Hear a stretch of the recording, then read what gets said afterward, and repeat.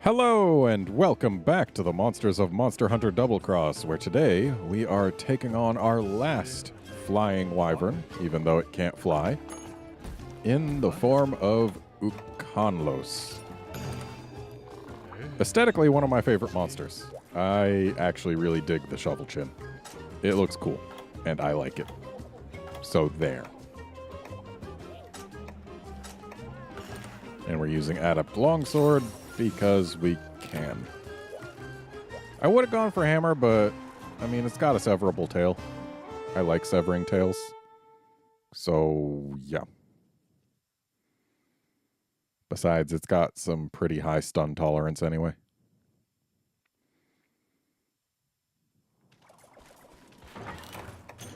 Right, let's actually use a hot drink before we drop on in there, so that we can grab one extra in case we never end up coming back here.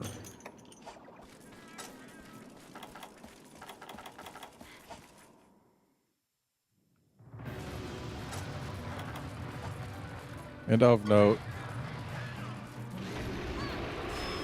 wow, how did I not get affected by the roar? Also, with that animation, I was expecting him to do a laser. Just like with a Cantor, Ukanlos can be sonicked, though the timing is a much tighter window for Ukanlos.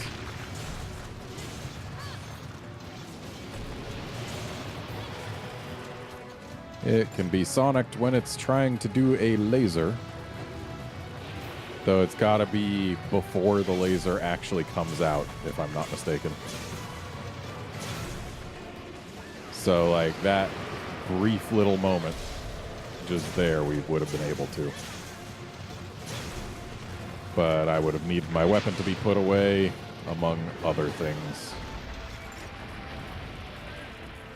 So, interestingly enough, this environment we're in right now was not originally made for Monster Hunter 4, though it was modified for Monster Hunter 4. The polar zone, or polar field, that's what it is, polar field. The polar field originally showed up in Monster Hunter Portable 3rd, the second game to feature Ukanlos. Though back then, it didn't have any of the rising and sinking platforms stuff that it has going on now.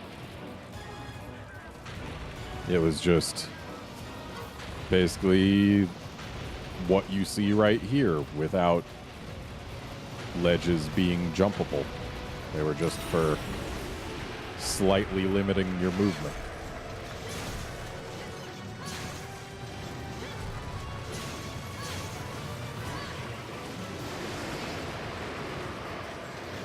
So while Ukanlos has been in all the same games a Cantor has since Freedom Unite, a Cantor has actually shown up in more different environments.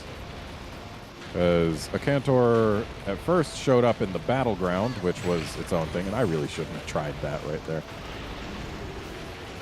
And then in Portable 3rd, it got a new map that was only seen in Portable 3rd, and then in 4, it got Ingle Isle. So, hey, that's a thing. I actually really liked how this map looked in Portable 3rd, because in that game, rather than being daytime when you were here, it was nighttime. So you could look out there and see some auroras, and it was really cool, and I liked it. But alas.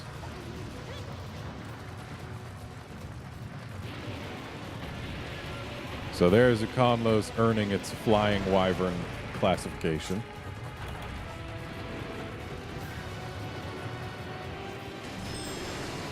So it doesn't have to be all the way before the beam comes out. But also, Ukanlos doesn't stay down nearly as long as a Cantor does. So really, it's mostly just for the sparkly, and maybe you can save someone's life if you think fast enough. But unlike a Cantor, you don't sonic it for the damage.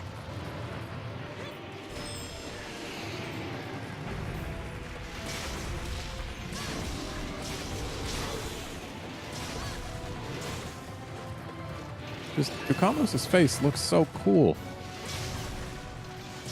I really like it. Though admittedly, inside the mouth looks less cool and more kind of just weird, which honestly is pretty okay. I need to get better about actually dodging attacks with adapt dodges so that I can start getting some gauge here. And it sucks to be my cat right now.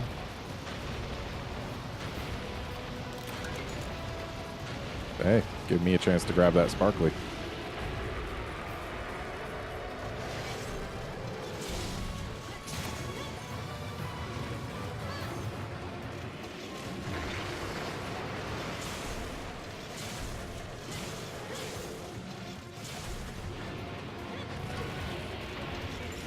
Ukanlos, I've always enjoyed fighting it. Though, almost every time I've fought it, I've been wearing armor that was weak to ice, which makes its lasers very unpleasant. It's just one of those things that has coincidentally happened over the years. Just the first time I fight Ukanlos in basically any game, I'm wearing armor that is weak to ice.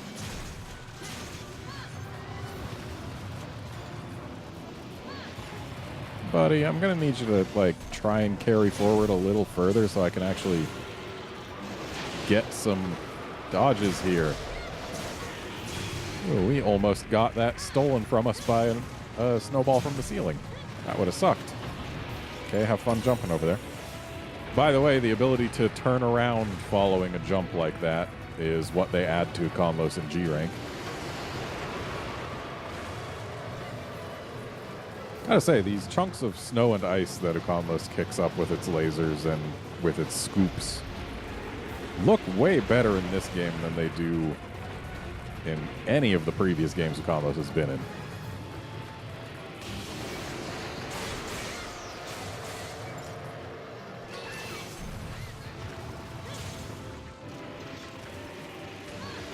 Yeah, let's not get lasered. I don't like getting lasered.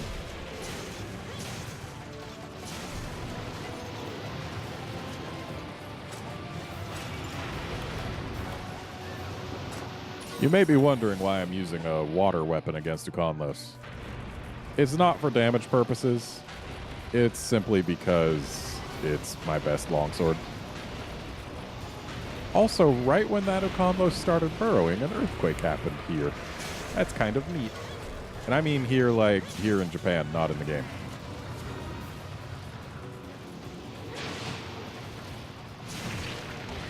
Yeah. I shouldn't have gotten my hopes up there.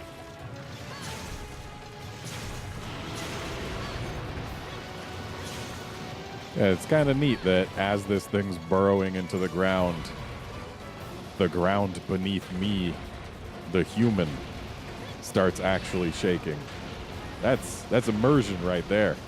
Good job, Japan. You're really working to make this Ukanlos fight more interesting for me. So for the real effect at home, just, I don't know, get someone to shake your chair while you watch this when the thing goes under the ground.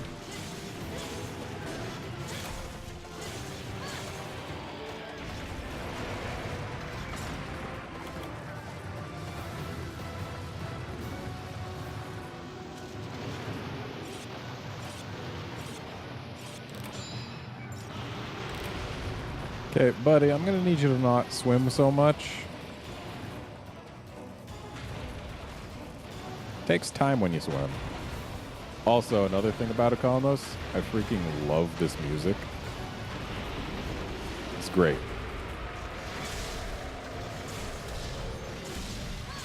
Yeah, between the music, the fight, and the aesthetics, Ukanlos is easily one of my top 5 favorite monsters, like, of all time. I love it. Ow.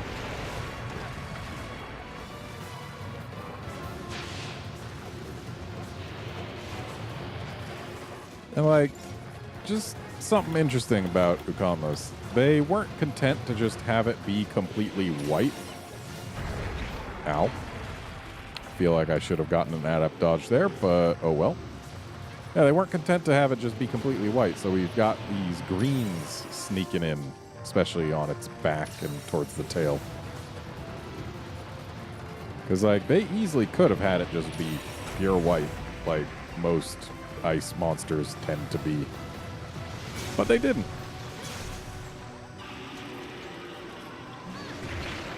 Dodged too early, which is a darn shame because I've got 2 levels of gauge to get, and I am like super good at putting myself right under that chin as it comes down from a roar.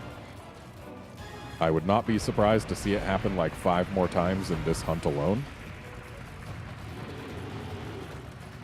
It's one of my special skills.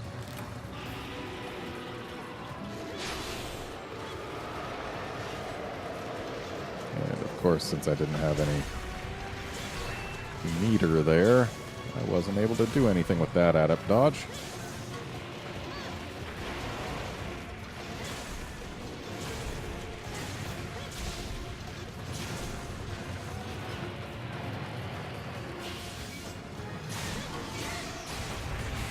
Well, not a bad time for a knockdown.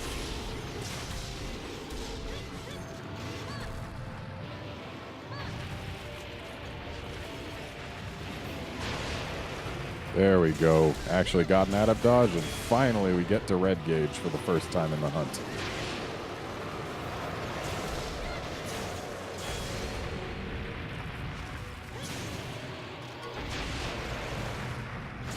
So now we can actually do real damage.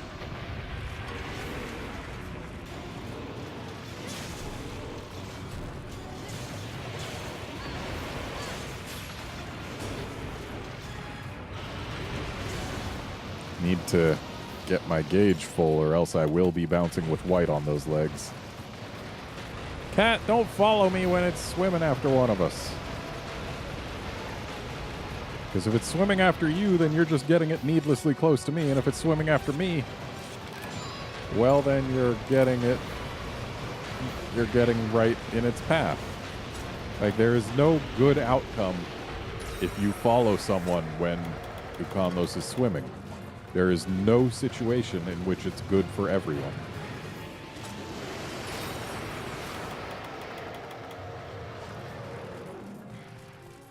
Following someone during an Ukanlos swim just puts you both at risk.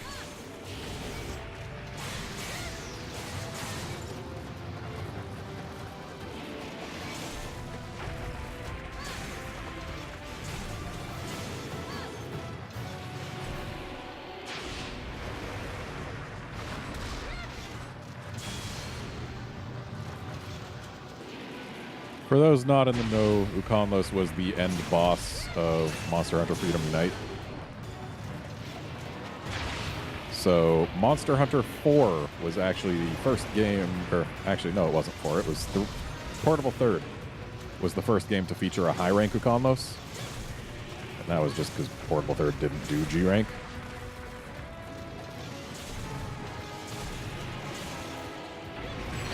So that's a neat thing.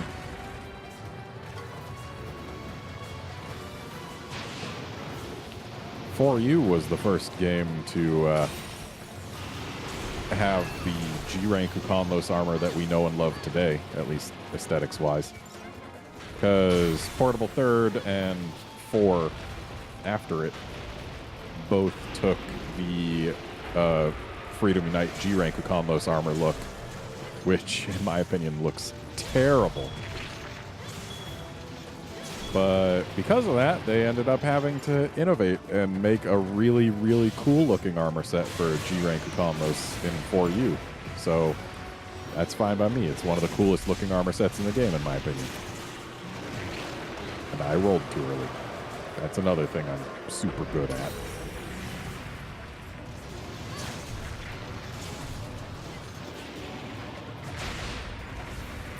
I need to start getting more breaks here. Like, we've still got to get both chin breaks, the chest break, the back break, and both arm breaks. Way to just glide down there, buddy. Really earning that Flying Wyvern classification.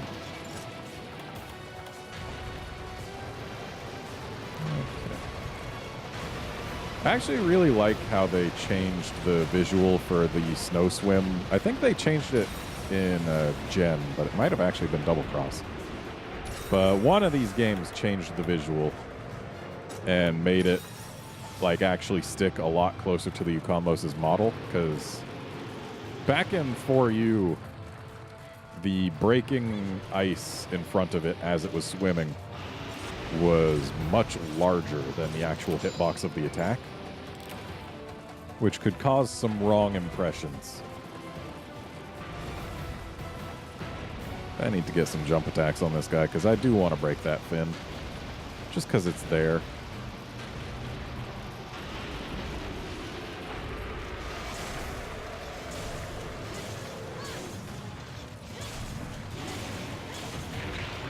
Okay. Really don't feel like I should have taken a hit there, but hitboxes are going to hitbox.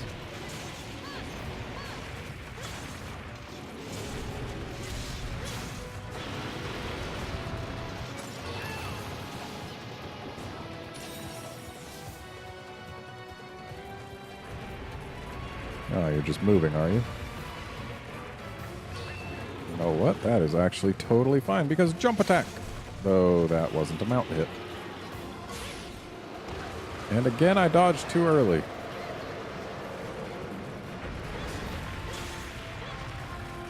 And the ledge went away.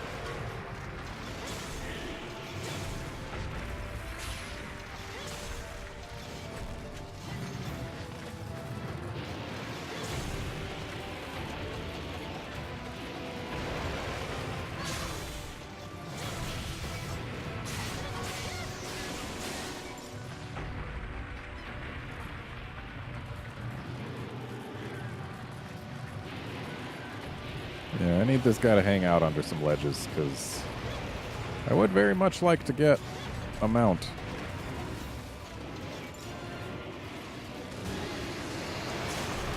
Because mounting is about the only way I'm going to get the fin broken, though this might actually be a chance to do some damage. I don't know whether or not that counts towards the back, but I do know that we've broken one of the arms.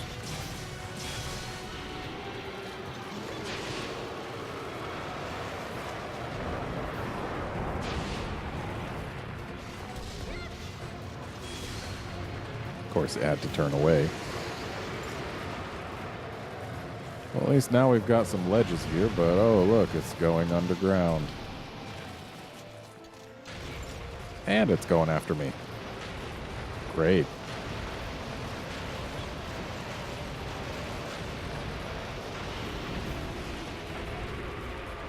Turn around, buddy.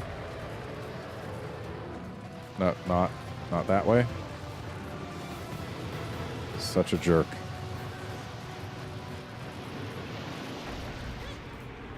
I'm gonna grab this spark food. Oh, hey, it's a fin. Question is, how did an Ukanlos fin get stuck in the ceiling so that it could fall down in a snowball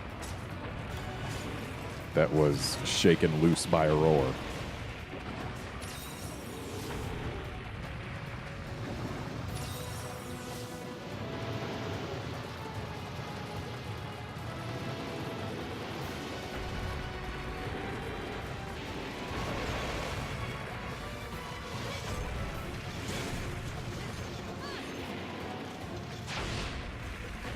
And one of the things that I really like about the Ukanlos fight is that it's like an Akantor with more options.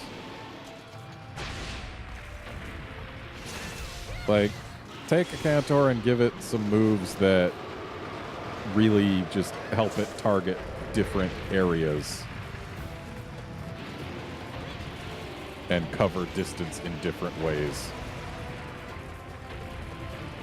It's a more dynamic Akantor fight, and I appreciate that, because I appreciated Akantor, and hey, turns out, take Akantor and make it more interesting, and I'll enjoy it.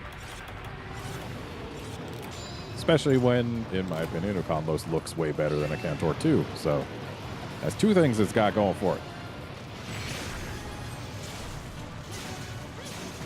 Ow.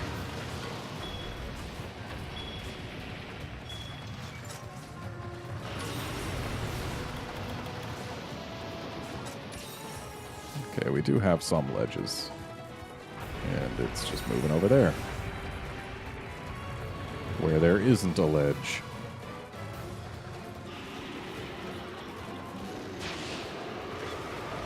That was almost bad.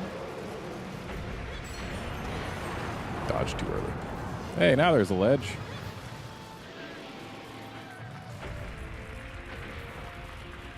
Let me jump.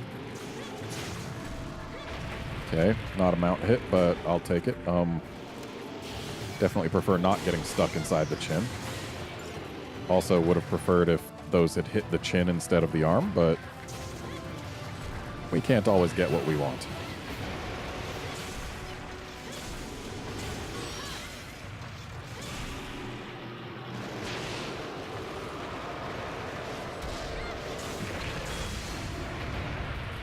I'll take a knockdown. Unfortunately, Ukanlos knockdowns last almost no time at all. Ow!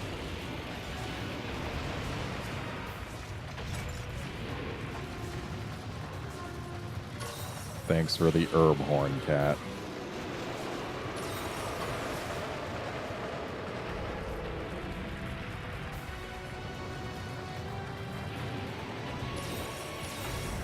It's always interesting how the roars end up knocking down snowballs. Mostly just in the general vicinity of players and or cats. Like, you would think it would just knock them down randomly, and also, hey, thanks for the snow manning there. At least it didn't hurt too much.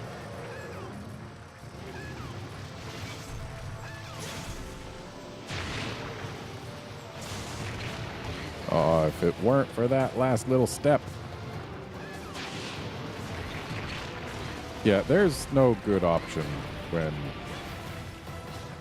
dodging away from this thing against a wall.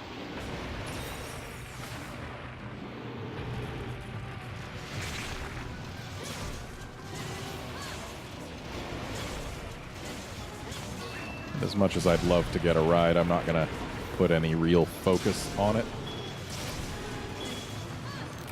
Pretty sure it takes like 2 rides to break the fin anyway.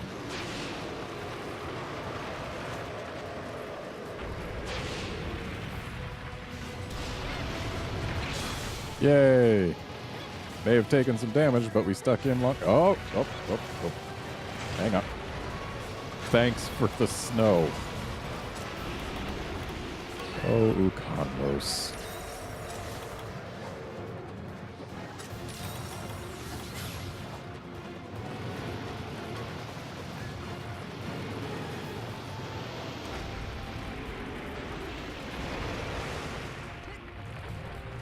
Ooh.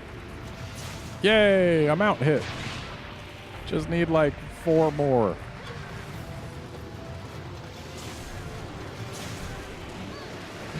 That was a little scary.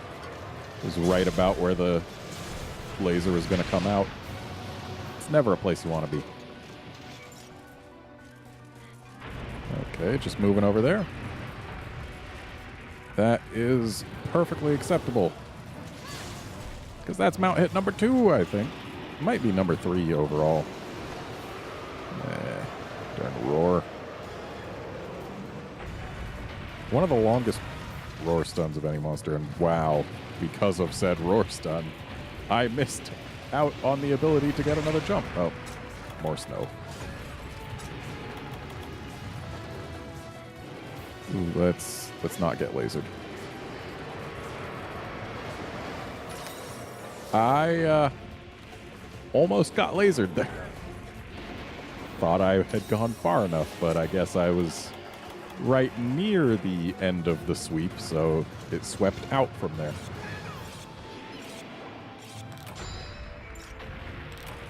Either way, not the kind of place you want to stand, but I guess actually it was because I didn't actually take a hit. And that was exactly where I wanted to put that Sakura Slash, right on that chin. Because the chin and the chest are the only remaining breaks that matter. Also the fin. That's right. The chin and the chest are the only ones that I can actually reach with my weapon on a regular basis. Oh, you're going up there, are you? That's fine, I can go up there. Though if you could just stay put for a moment. Yeah. Roaring is a fine way to accomplish that. Let's not get snowballed. Oh, you jerk. Way to get rid of the ledge right as I'm going for it. Nope. Seriously, ludicrously long roar stung. That was a good break timing.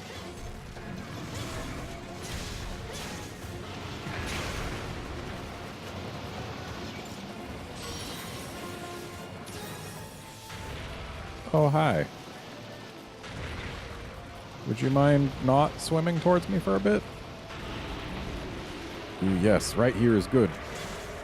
But apparently not as good as I wanted it to be, because that wasn't a mount hit. And that wasn't a hit at all. Ooh, but stay there. Yes. Yes, yes, yes. Yay! We finally got on it.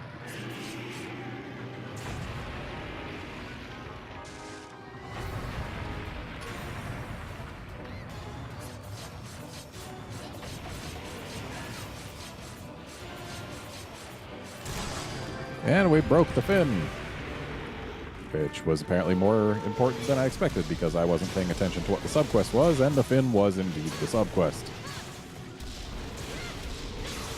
So now the only break we have yet to get that matters in the least is the chest. Because breaking the other arm doesn't give us anything other than having the other arm be broken.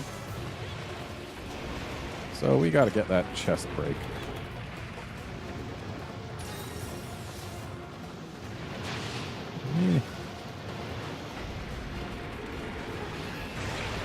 Wow, that actually has a much wider hitbox than I expected. Right, need to not go all the way out or else the laser might hit me on the way out, and that's not good.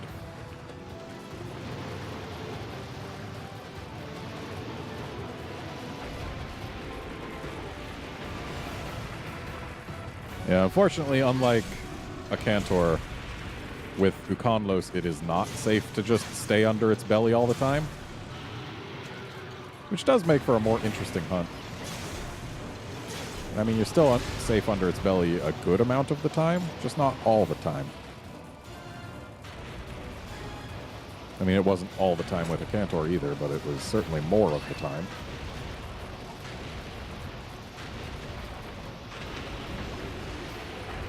Figure I might as well give us the full map here.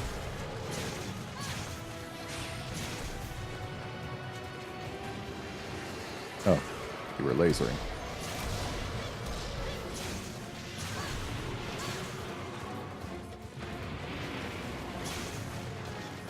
Also, having a longer weapon isn't helping me get the chest more easily. Sword and Shield is actually pretty good at chest getting because it's far less likely to accidentally contact a different hitbox along the way to the chest.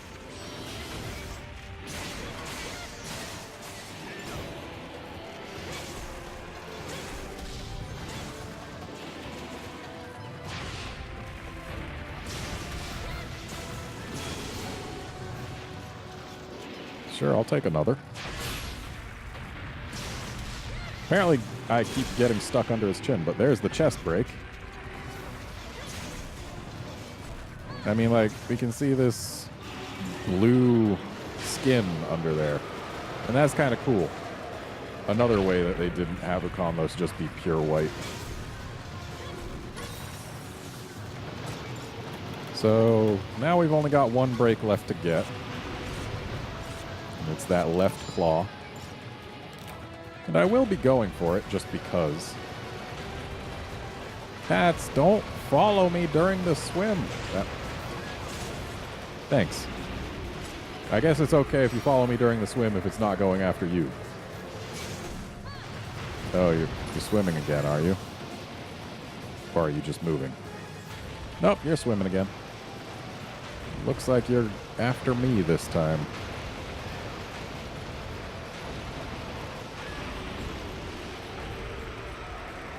Of note, if you're not confident in your ability to escape the swim on foot, it usually starts far enough away that you can use a Farcaster as long as you've got them at the ready. So, yeah, if you don't trust yourself, bring the stuff to make more Farcasters. Because it is certainly better to flee the area than to die.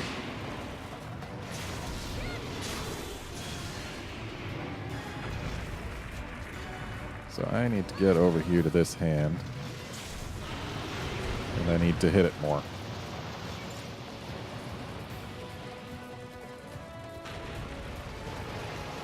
Well, what do you know? It's swimming after me because I'm the only target.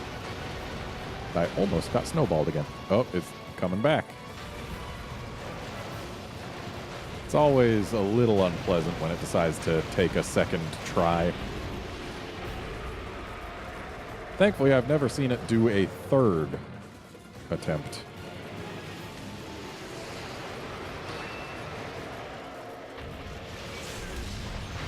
Again? Come on, I need you to stay above ground. Okay, you're just moving this time. Over there. It'll usually make noises when it's about to pop up somewhere else instead of swimming. But you can also tell if it's not going to swim if it just doesn't pop up for the swim. And that's all breaks. Which means this thing probably isn't long for this world.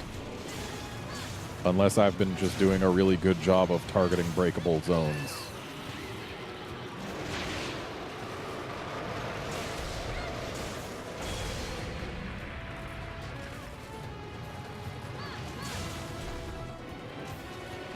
Let's not get lasered. Getting right up in here is a good way to not get lasered.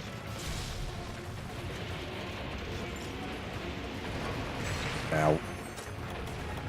Keep pressing. Uh-oh. Uh-oh. Uh-oh. Uh-oh. Uh-oh. Okay. Thank goodness for Adept. I got a little scared. Thanks, Ukanlos. No, I don't need your laser.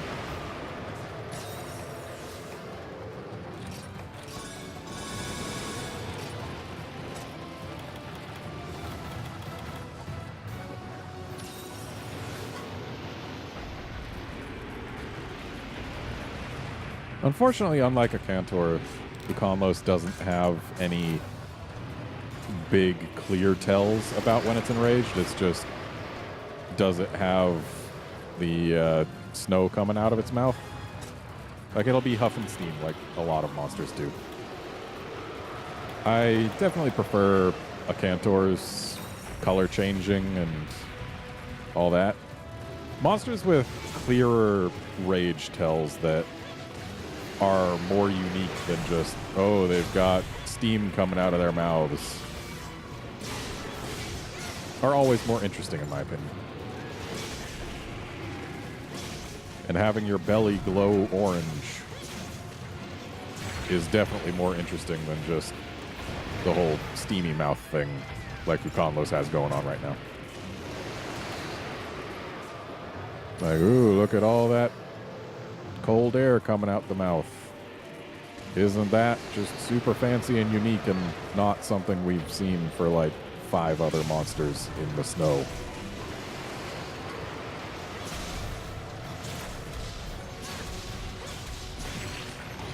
And for the record, just like a Cantor, breaking Ukanlos' chest does make it more susceptible to certain types of damage. So do it. Break its chest.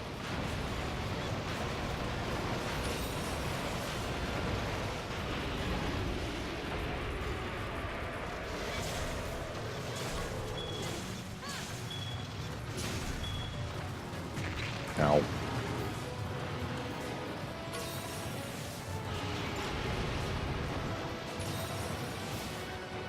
Where you going, buddy? Clearly going after me.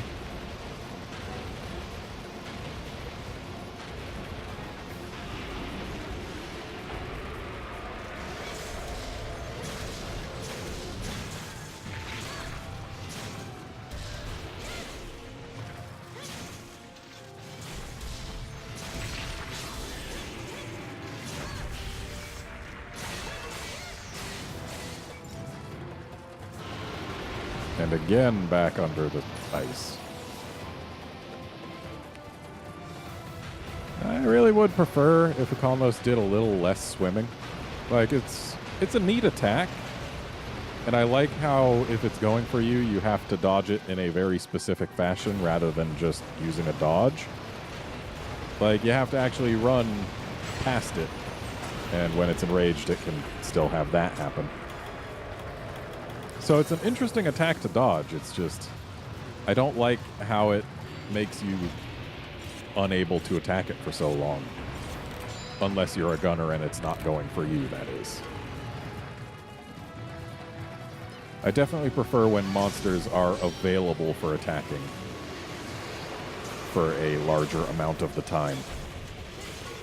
Like, I don't care if attacking it isn't a good idea at a given time. I just care that it can be attacked without taking damage specifically because you decided to try.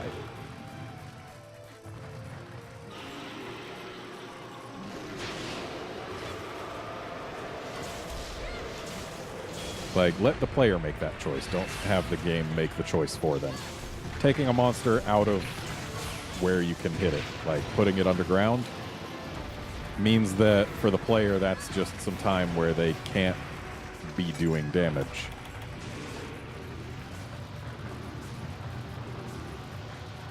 And I mean, again, Ukanlos with the swim, it is more interesting than, say, a Diablos burrowing underground, because it's not just, okay, now I just got to keep my eyes peeled because for a little while I can't attack it and it won't attack me for a little while. And I'll say it again just for good measure, for a little while. I know I said it twice. But yeah, just, I don't feel like the combat system is that intense that you need those kinds of lulls. Especially because they're the kinds of lulls where if you misjudge or don't look in the right direction or aren't doing the right thing anyway, you might still take damage, so it's not just a complete safe thing.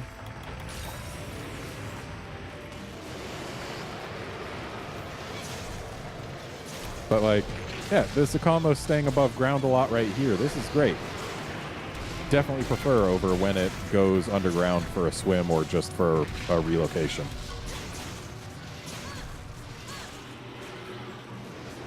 Ow. Dodged too early. And that roar hurts. One of the few monsters in the game with a damaging roar. Others including Akantor, Tigrexes, of course. And Deadeye Garuga, but only when it does its standing roar, not its flatback roar. Which is actually kind of interesting, because it means that Deadeye Garuga is the only monster, I think in the entire series, to have a damaging low-grade roar. But we're not fighting Deadeye Garuga right now, we're fighting Ukanlos. And Ukanlos is trying very hard to make us dead.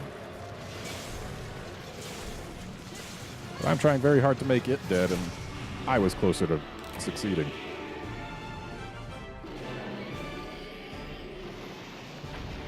Right, I already carved the tail. I was trying to find my way over to it. But I didn't need to, because it's already been carved, as evidenced by the lack of an exclamation point on the map. And Ukanlos, I think, actually has, for the most part, better texture work than Akantor. I really like how it's got like some snow clinging to its paws and whatnot. It's a really nice touch. But there are definitely some stretchier textures like that one. Then the face looks great. And the back actually looks pretty good too.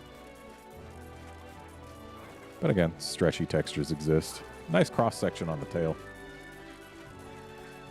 And just the way Ukanlos' jaw works, like the actual inside of it, is just, it's got big gums and some little pointy black teeth, which are interesting.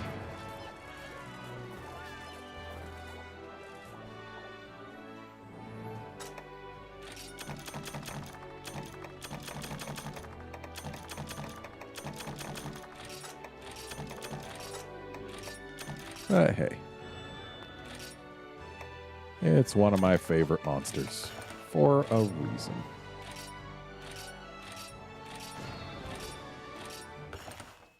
And with that, we're actually done with flying wyverns.